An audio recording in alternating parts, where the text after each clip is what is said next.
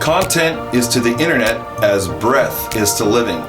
Let's talk about it in 3, 2, 1. Hey, I'm Brian from Brian Bolivar Music, where we have a vision to help Christian indie artists and songwriters bring songs to life. And I'm Susie, and we are going to be uploading new videos every week, so don't forget to subscribe below. Yeah. Subscribe or die. You said content is to the internet as breath is to living. So intense, right? So it's true, because without content, what is the internet? You would go to content. You would go to a website, right, and there'd be nothing there. It literally is content. So what are different types of content we're talking about today? Well, you have photos, right, videos, you could have written text, and a combination of all of those things. That's obviously a really important way for indie Christian artists to get their stuff out there, is through content, because that's how people interact with you, that's how people see you, that's how people get to know you and engage with you. So content is king. So when it comes to creating and posting content, there's all different categories, subcategories within that. So one thing would obviously be brand specific. So if you have a song you're releasing, you're doing a music video shoot, you're doing something, you're playing a show, when you're talking directly about your career path, that would be something I would consider as your brand, your personal brand. So there's also like personal posts. So what would those be like? Like your family or your kids, maybe a traveling, if you travel, just something personal about you and things you enjoy or are a part of your life. Yeah, because, if you post everything just about, listen to my song, here comes my new song, here's my music video, I'm playing here, people are going to kind of tune out. They want to know who you are because, I've heard it said that people will follow you and they want to be your fans because they like you as a person. The songs, the music is a bonus and is like an outpouring of that. Yes. But they want to know you. So post your personal life. And then another thing is just random things, like funny things that make you laugh, like memes. I know that we have a good time laughing about some memes from time to time. There's a lot of people out there that will just appreciate your sense of humor, because as they're getting to know you, they want to know what makes you laugh or makes you cry, or just know your personality. Just know who you are. Yeah, and the way that you show people that is through content. So now that we've talked about content a little bit, what are some strategies that can be used to help with content? So I heard a great quote about that. If you fail to plan, then you plan to fail. Yes. So the same thing with social media and content strategies. I know if we feel like we haven't posted anything, we're like, you just end up rushing, you throw something out there that's, maybe not super thoughtful. And life gets a hold of you. So if you can plan and you can schedule and have an idea of what you want to do for your week. So I thought of this as funny and easy way to remember how to batch your content. Okay. The Content Squirrel. Okay, I like it. So how do squirrels, how do they eat? They store it up. They store it up in their cheeks and then they take it as they need it. Right. Don't think that you have to create like weeks worth of content every day. Right. But just go in and say do what you can. Do what you can. And truth is if you don't post, you're kind of not forgotten, but if you don't post, people aren't seeing you, they're not communicating with you, they're not connecting with you. Yeah, because, content is the way that, like I said before, it keeps you in front of your audience. Right. And as soon as you don't post, unfortunately, there's so much going on that people forget about you. And you don't want to feel like you're posting too much. I think that's like the old school train of thought, to say, oh, I'm going to post every 3 days. Really, social media only shows the people that follow you or are friends with you a small percent of what you post every day. For example, Instagram, they show only 10% of your followers, your posts, unless they're engaging posts, and they show more and more as people are engaging with it. But if you're following 2,000 or you have 2,000 followers, that means at most only 200 of your fans are having the opportunity to even see what you're doing.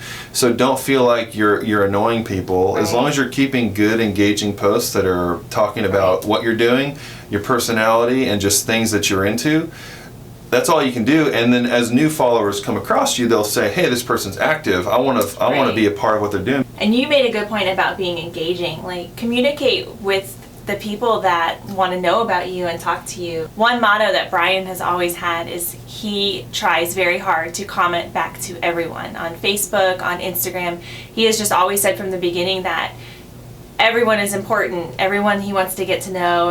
Every person counts, and I've always admired that. So he takes that time to really respond and build relationships and talk to people. And even though it's just social media, it's amazing, like the relationships that can build from that. Sure. I mean, we've been able to connect with people all over the world. Yes. So I think one good thing to think about is the golden rule. Right. So the golden rule in this context is engage with people's content the way you want people to engage with your content. So what does that mean? That means if you post a picture and then you just disappear, you can't expect 1,000 likes and 200 comments. Right. But at the same time, if people are posting things and you're in your feed, take the time to comment. Yes. Take the time to engage with them, and chances are, because you'll get to build a relationship, they're going to want to engage with you. And something I've heard, everyone talks about the algorithm. Most important thing with the algorithm is it wants to see engagement. Right. Because it's something you can't buy. It's something you can't force. It's not just somebody tapping on the screen. It's someone taking time. So the more engagement your posts get, the more the algorithm will show to your full audience. So, and this might be kind of cringy, but don't buy your content. You know, it's really. What do you mean by that? It's so tempting. You feel like maybe your posts aren't doing well enough, or you don't have enough followers, but in my opinion, when you pay for something or you buy it instead of earn it or work for it, you kind of jeopardize how authentic you are as a musician or a brand or a band. And there's a difference between like paid advertising, boosting posts. We're talking about when you buy likes and comments and followers and things. The big thing with that's difficult is that when you don't do it, everybody can see it. Right. So it doesn't help you, because if you start to build a buzz and you start to have people really looking at you, and they start seeing holes, they start seeing things that are off for all these shadow followers or whatever, they may question your legitimacy as an artist. Right. Who knows? But I would say... And you can build that without buying. You just have to be patient, and you have to take the time with your product, with what you're trying to put out.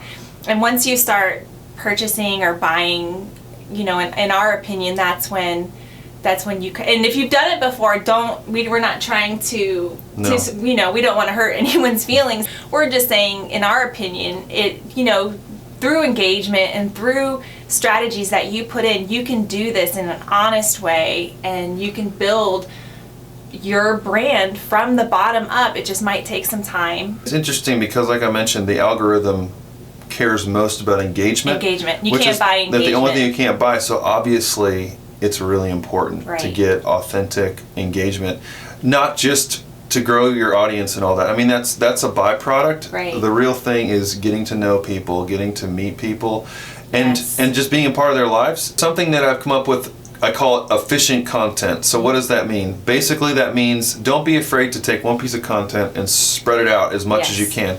So it might be you're promoting one song, but then you think of 5 ways to promote that. So it might be you singing the song live. It might be the album artwork. It might be the pre-save link. But whatever it is, instead of trying to labor over thinking of completely original content, like King Solomon says, there's nothing new under the sun. So take what you have and make the most of it. Use the same piece of content and put it as many places as you can. That way, when your fans come to find you, wherever they find you, is consistency. And they can trust you. Because I would say, for me personally, consistency is really king in me taking someone seriously. If I see that someone has, it doesn't have to be like huge budget, highly professional. It just has to be good, something that's interesting, and that it's consistent enough to where it's not like, hey, you posted 5 months ago. Why am I going to really, take the time? Take the time, because who knows when I might get more content. So by being consistent and taking that efficient content and just making it work for you, I think you can really build a strong following. I have a challenge for you, the Efficient Content Challenge. So take one piece of content that you have, whether it's a song, a video, whatever it might be, and try to generate 3 pieces of efficient content around that one thing. If you do it, let us know in the comments below. We would love to hear all about it. And we would also like to hear below in the comments what content you like to post the most. Photos, videos, What is your favorite? What is your Blogs. content jam? Yes. Let us know in the comments below. Yes. And we have a free download for you called the 10 Steps to Release Well.